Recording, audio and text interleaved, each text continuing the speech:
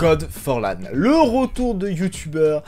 Ah, il y en a certains, on aimerait bien les retrouver, d'autres, tu te poses la question. Aujourd'hui, je vais vous parler du retour d'un youtubeur qui avait fait énormément polémique il y a quelques années, quand certains étaient encore dans le ventre de leur maman. Un abonné de 4 ans, ça compte dans les trucs, non? Non, c'est pas ce que je disais. Je vais tout vous restituer le contexte parce que c'est vachement intéressant, et il y a plein de choses à dire. God Forlan, alors c'est un youtubeur à l'époque, réaction, qui réagissait à des vidéos, et on reconnaît souvent à ses phrases très cultes. Sûr que je voulais. Elle va pas assez vite celle-là, je vous déteste. Ouais bah écoute, moi j'étais un mec comme ça qui connaissait, qui tombait sur ses vidéos, à la fin je disais putain comment il fait pour tomber déjà en tendance les 3/4 du temps, et tu te dis comment tu peux pas péter un câble avec cette voix? Ah non mais les mecs, non mais c'est énorme, non mais c'est scandaleux, non mais les gars.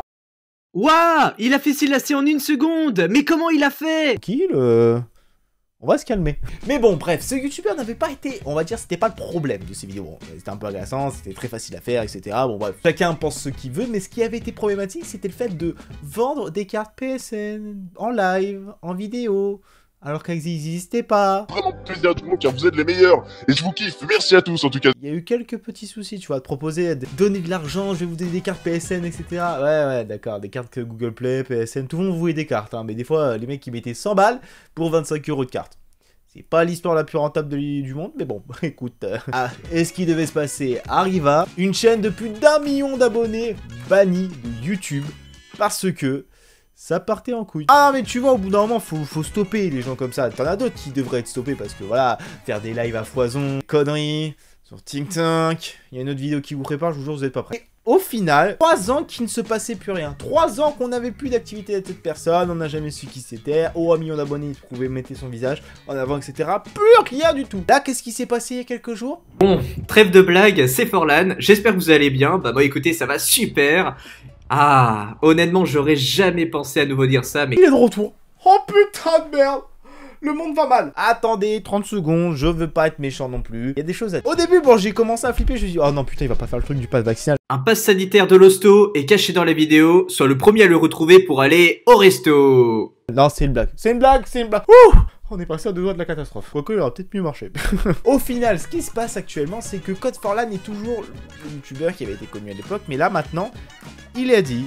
Puisque justement, j'assume ce passé, et c'est vraiment ce qui m'a permis de grandir, et sans ces erreurs, je pense que j'aurais continué à être parfois trop extrême. Waouh! Eh bah, il assume avoir fait ce qu'il a fait, ok, à l'époque, pas de souci. Maintenant, c'est entre guillemets, ça l'a fait grandir sur pas mal d'aspects.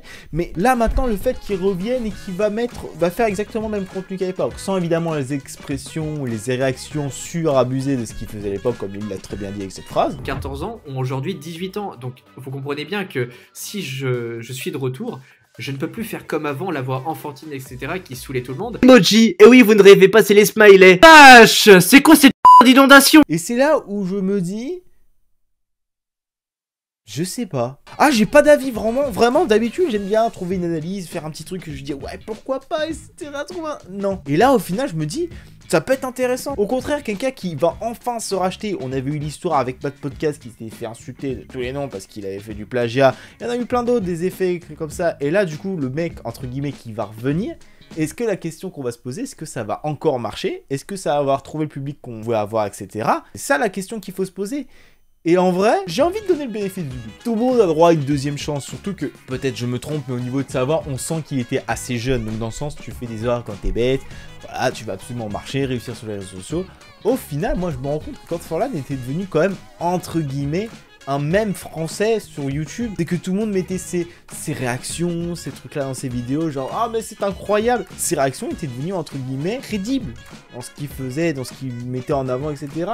Et le fait qu'il va couper un peu ça, bon, on grandit, on change les trucs, c'est sûr que les choses que tu faisais il y a 5 ans ne font plus les mêmes choses que ce que tu fais aujourd'hui. Évidemment, c'est, entre guillemets, bah, t'es devenu mature. J'espère, en tout cas. Bref, mais la chose qu'il faut se poser, c'est qu'il y a 3 trucs que j'ai retenus. Déjà, je ne strikerai personne qui donnera son avis sur moi en vidéo YouTube. C'est-à-dire que je ferai pas supprimer les vidéos qui dénoncent mes conneries du passé. Ah, les youtubeurs, alors critique, analyse, bon, on va mettre tout le monde dans le même panier, ceux qui analysent le contenu des personnes, etc. Ok, parfait. Eh ben, j'espère bien que tu vas pas faire de conneries, parce que je te jure que je te tomberai sur le coin de la gueule. Oui, bah quand j'ai pas d'idée de contenu, écoute, je critique ceux qui sont facilement critiquables. Ouais, je suis un connard. Et aussi donner, entre guillemets, d'aider. Non, enfin, pas d'aider vraiment, mais de se dire, c'est ça qui va être fait, c'est ça qui va être changé. Et au final, moi, j'ai envie de lui donner quand même le bénéfice du doute, parce qu'on fait tous des erreurs quand on est bête. Ah, moi, le premier, les gars, croyez pas que j'ai pas fait de conneries dans ma jeunesse, hein.